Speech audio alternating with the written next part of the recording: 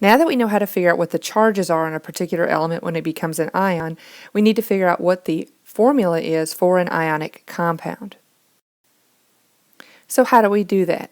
Well, we know we've got some positively charged things and some negatively charged things in our cations and anions, but how do we know how many we need? So let's look at an example with sodium chloride.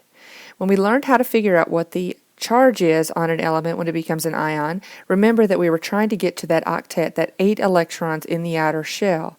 For sodium, that means losing an electron, and when it loses an electron, it becomes Na+.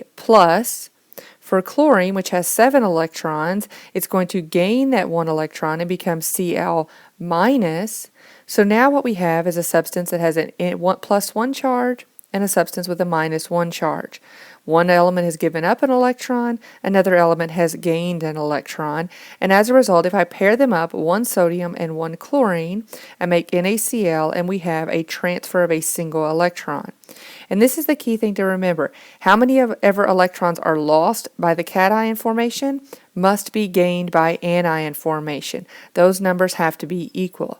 In this case, it takes 1 sodium and 1 chloride. Everything is equal. So I take 1 times a +1 charge plus 1 times a -1 charge, and what I see is that I get +1 minus 1 equals 0. And that's what we want to get for all of our neutral ionic compounds. So let's show this out how we could do this and find the same information. So the first thing we want to do is write out our element's names, or rather our element's symbols, and what charge they take on when they form an ion. So we have Na+, and we typically leave out the 1 when it's a plus or -1 because we don't want to write anything we don't have to. And Cl, and I'm going to put a minus sign in there. And one way that I can figure this out is by doing what we call the kind of the crisscross down. I can take, knowing that this is a +1, I'm going to take this down here and bring the Cl down here, Cl's charge down here. Now, when I bring them down to form subscripts, we don't bring the charge with it. All we're really worried about is the magnitude or the absolute value. Remember that those were both +1 charges or -1 charges, and so I end up with Na1 Cl1, but I don't want to write anything I don't have to, and so the way I'm going to write it is actually NaCl. When there's no subscript, I always assume that that is a 1. So this is a simple example, same as what we looked at in the previous problem. We showed how we formed NaCl. What happens when we don't have a plus and -1 charge on the two ions? What if it's something different? How do we do that? Let's look at another example with sodium and sulfur, and we'll talk about how we get to these names. Right now we're just worried about identifying the elements that are involved. So here I have my sodium, and we already remember that sodium has a +1 charge. When I look at sulfur in the periodic table, I see that it's 2 away from having that octet, and as a result, sulfur is going to have a 2- charge. Now, if I have 1 sodium and 1 sulfide, I've got a problem because sodium is only giving up 1 electron, and each sulfur needs to gain 2 electrons, and the electrons have to come from somewhere. So what I want to do is I'm going to do the same thing. I'm going to crisscross down, and now what I'm going to see I have is Na2S1. So for every 2 sodiums, I need 1 sulfur atom or sulfur ion so that I get a balance in the number of electron transferred. Similar to the calculation we did on the first example, I can say 2 times my +1 charge of the sodium plus 1 times the -2 charge of my sulfur ion, and so I end up with 2 plus a -2, and I get 0, which is exactly what I want. Now I can simplify the way I write the formula because I don't need to include the 1 in there, because if there's nothing there, we understand it to be a 1. So I can rewrite this as Na2S. Now we have a formula that shows 2 electrons are lost by the 2 sodium atoms to become sodium +1 ions, and 2 electrons are gained by the 1 sulfur atom to become a sulfide or S2- ion. So we have a balance in the transfer of electrons.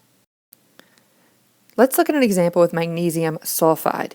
Here we have the element magnesium, so Mg, which has a 2 plus charge because it needs to lose 2 electrons, and sulfur, which becomes sulfide and has a 2 minus charge, which we just saw in the previous example.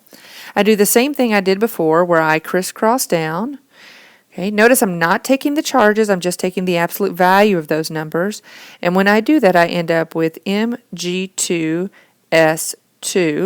So it tells me I have 2 magnesiums for every sulfur, but I can simplify that and rewrite that as Mg1S1 because I have the same subscript for both of those elements. And then I can simplify how I write that even further by writing Mg and S with no subscripts involved. Now, just as I looked at before, I can go back and look at the number of electrons being transferred. So if I look at my final formula, I know that I have 1 times the 2 plus charge of the magnesium plus 1 times the 2 minus charge of the sulfide. So I end up with 2 plus a negative 2 equals 0, which is exactly what I expect from a neutral ionic compound. Now we need to look at what happens when we have polyatomic ions.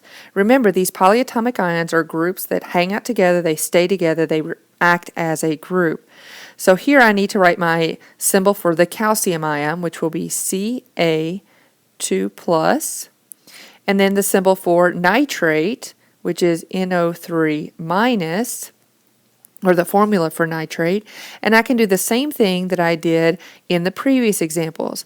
I can crisscross down, okay, and what I see is that I'm going to have a single calcium, but that I need 2 of my nitrates. Now I don't want to just write a 2 there because it's a little unclear as to where that 2 belongs, so what we do is we put parentheses around it, and this lets me know that we need 2 of these nitrate units. This is all acting as one group, and it's always going to stay intact.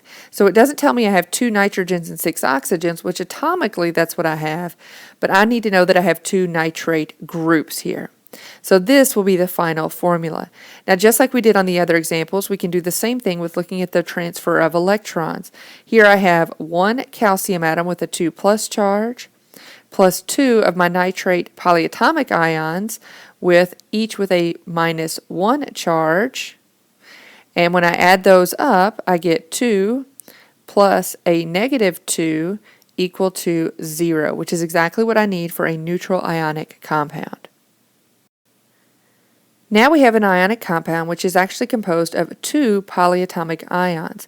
The first of which is ammonium, which is NH4+, and the second is sulfate, which is SO4 2-. Now there's really no shortcut to learning these other than just pure memorization. There are a variety of songs and mnemonic devices online that might help you remember them, but you do just need to memorize the name, the formula, and the charge on each of those polyatomic ions in the table in your book. So now I'm going to do my crisscross down. Okay. I'm going to put a 2 with my NH4. And because I'm putting a subscript after a polyatomic ion, it has to be in parentheses, so I can show that I have 2 ammonium ions, and then it's going to have sulfate, and I don't need a subscript for sulfate because I have a +1 charge there. Now note that I have parentheses around ammonium because I have 2 ammonium ions. I do not use parentheses around sulfate because there's only 1 of them. So only use parentheses when you must use them because that polyatomic ion has a subscript. And for single elements like sodium or chlorine, when they form an ion, we don't ever use parentheses with those. Only with polyatomics and only when there's more than 1 of them. Now I want you to pause the video and try writing the formulas for these compounds just to get a little bit of practice in. Note that this is phosphide. It's not phosphate, which is a polyatomic ion. Phosphide is actually the element phosphorus when it forms an ion. Did you really pause and do the problems? If so, great. If not, backtrack just a few seconds and try those problems. The best way to learn how to write ionic formulas is to actually write ionic formulas. Here are the solutions to the problems you just practiced, but there are many more that you can work on in your book. Make sure you take some time to practice writing these compounds formulas. You need to practice this, and it will become easier with time. If you have any questions, please follow up with me, the Learning Center, or the study.